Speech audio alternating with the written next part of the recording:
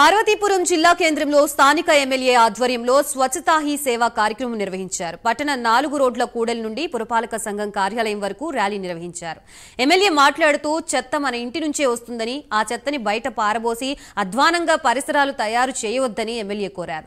స్వచ్ఛతా సేవా కార్యక్రమాలు అక్టోబర్ 2 వరకు చేపట్టాలని కేంద్రం సూచించిందని అన్నారు. కార్యక్రమంలో మున్సిపల్ అధికారులు, కూటమి నాయకులు, కార్యకర్తలు పాల్గొన్నారు. స్వచ్ఛత పైన, మనం వాడే రోజు క్రియేట్ చేసే వేస్ట్ పైన, మన శానిటేషన్ పైన, సాలిడ్ వేస్ట్ మేనేజ్మెంట్ పైన, మన వెల్బీయింగ్ పైన ఒక అవగాహన కల్పించాలని గొప్ప మహత్కర కార్యక్రమం కేంద్ర ప్రభుత్వం ఈసారి చేయమని చెప్పడం జరిగింది.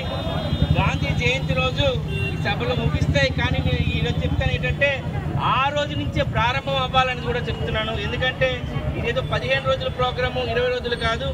మనలో కూడా మార్పు రావాలి, మనలో కూడా ఒక సామాజిక స్పృహ రావాలి, ప్లాస్టిక్ వాడకాన్ని అరికట్టించాలి.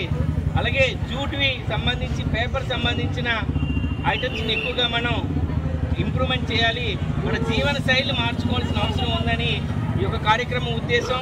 ఎందుకంటే ప్లాస్టిక్ భూతం మనం చూస్తుంటే ఇప్పుడు మన ఉన్న స్టేర్ యానిమల్స్ ఏవైతే ఉన్నా ఆవులు కూడా తినడం, అవే పాలు మనం తాగడం, ప్లాస్టిక్ లేకుండా ప్లాస్టిక్కే జీవితం అయిపోయిన పరిస్థితిలో ఉంది.